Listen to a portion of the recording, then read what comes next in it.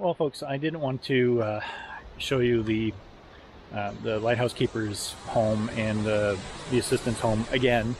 So where I was filming with the water and the waves and everything else, that's essentially, I don't call it the halfway mark, but it's the other extreme end of that inland trail. So this is the main trail that closely follows the coast of the island where the boats dock.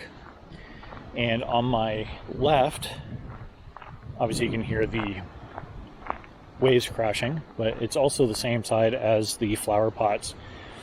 So it's only 900 meters, I believe. Oh, sorry, my mistake. 1.4 kilometers from this point where I'm at now to the beachy cove or the docks.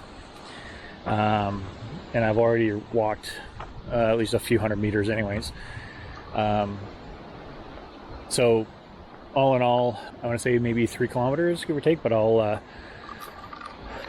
double check the All Trails recording and let you know in the comments below. So I think that's really it for today's tasks. Just taking a few pictures and video for social media. And I'll take this opportunity on that note to invite you to like and subscribe to the video and to the channel. Obviously it'll go a long way to help me out in the channel to bring you more of these videos, and you know, if you ring that bell, it'll signal when new videos get uploaded. Anyhow, that's it for now. If more happens, I'll bring you guys up to speed.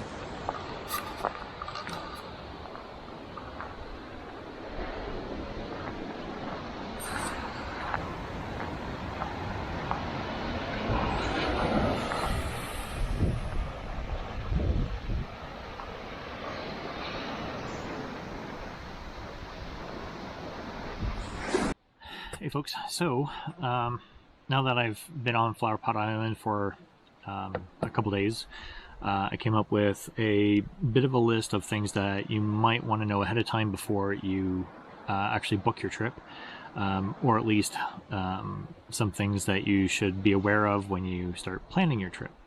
So first and foremost, you can paddle out to the island. However, bear in mind that it's a 5 kilometer-ish journey, and it's on big lake water, so experienced paddlers only. Please don't, you know, try your first day of kayaking thinking you're going to get to Flowerpot Island. Anyhow, that said, there's 2 boat cruises that will make regular runs to Flowerpot Island. One is Bruce Anchor and the other is Blue Heron. In both situations, they make, like, it's almost like every hour on the hour. It's either one or the other that arrives here at the island.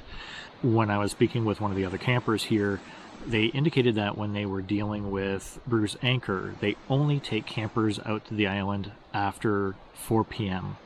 Now, that may not necessarily be the case in the off season, but I can definitely see that being the case during peak season right in the middle of summer.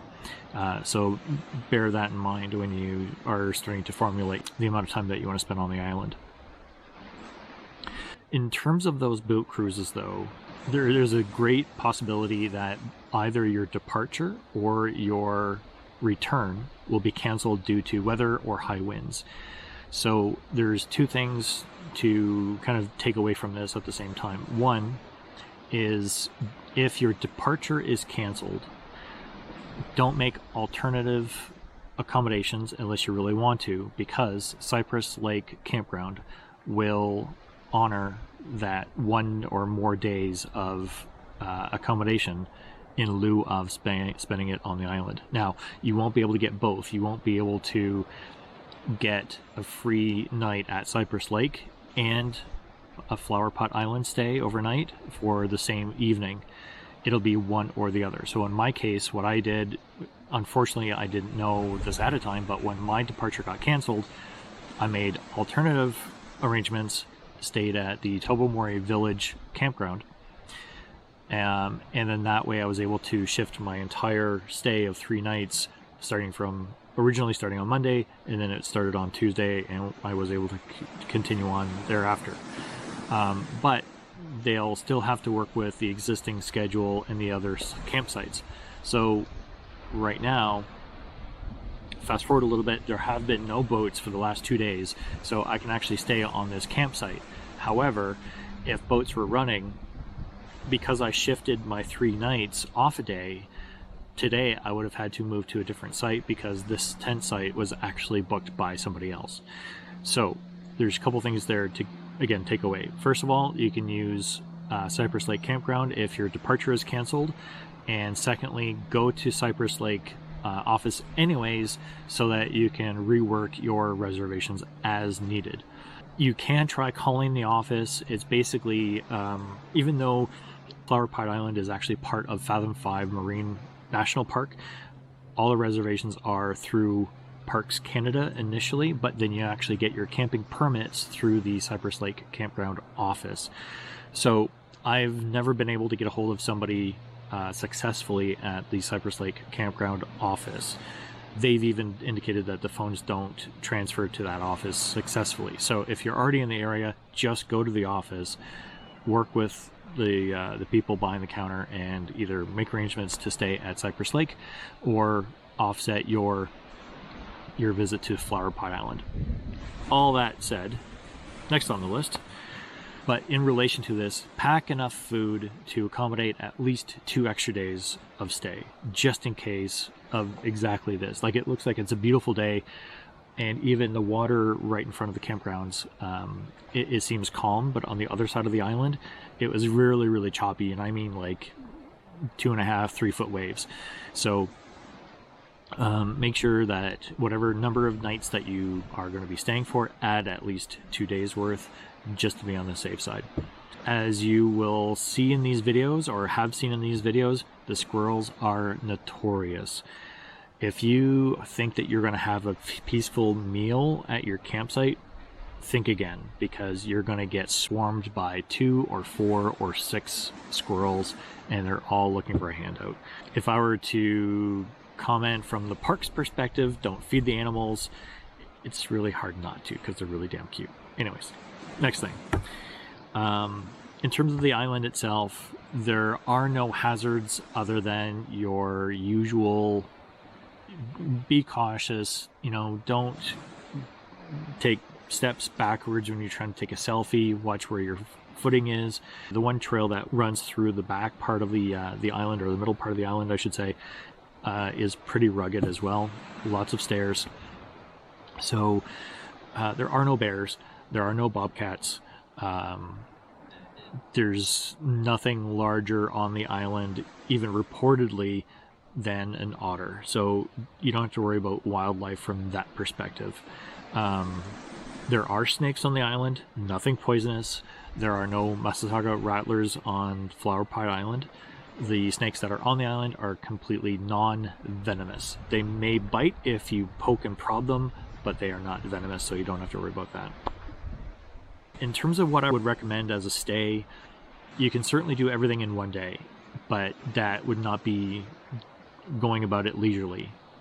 Take your time, spend 2 full days here, enjoy the trails, enjoy the flower pots, enjoy the area where the lighthouse keeper's home / museum is. If you're somewhat unlucky or lucky, depending on how you look at it, and your boats get canceled and you're stuck here on the island, take advantage of it. And that's what I've actually done here in the going to be probably 4 days here, or more. Is I took 1 day to do the flower pots and the lighthouse buildings. I did another day for the trails. I did, like, on my arrival date, I just checked out all the different sites, checked out the buildings to see what was where, and I really just relaxed with my stay here, and that's the best advice I can give you. Lastly, it is an island. It's both small and large from the perspective of, has its own little ecosystem. But by all means, pack for the weather, pack for the temperatures. Look up Tobermory's weather for, whatever forecast that you're looking for in terms of duration. and then just assume that it's going to get cooler at night regardless.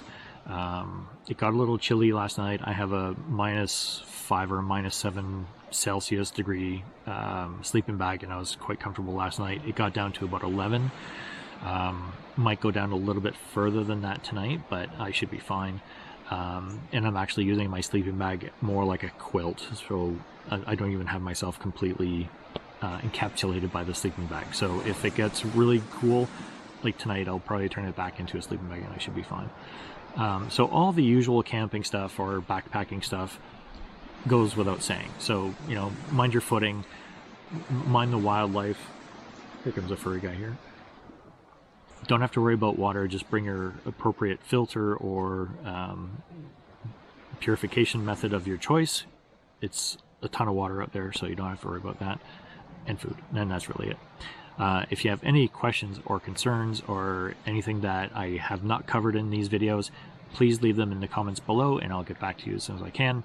And of course, like, subscribe, be greatly appreciated. Well, good morning, folks. It is the morning of day 4, and yeah, it's a little chilly. I just got off the phone actually with Blue Heron Cruises, and apparently the boats are running again today. So much for island life, and I'll be returning home today. So I'm not going to make another day video. I'm just going to tack this on to day 3's video at the end. I'm just going to enjoy what appears to be a beautiful day today. The sky is mostly blue, a few clouds, the sun is out, shining on the water, and it's really, really beautiful. So I'm just going to take my time, pack up, and get ready for my pickup at 11. So I'll just end the day with a shot of the water here, and hope to see you out there. Till then.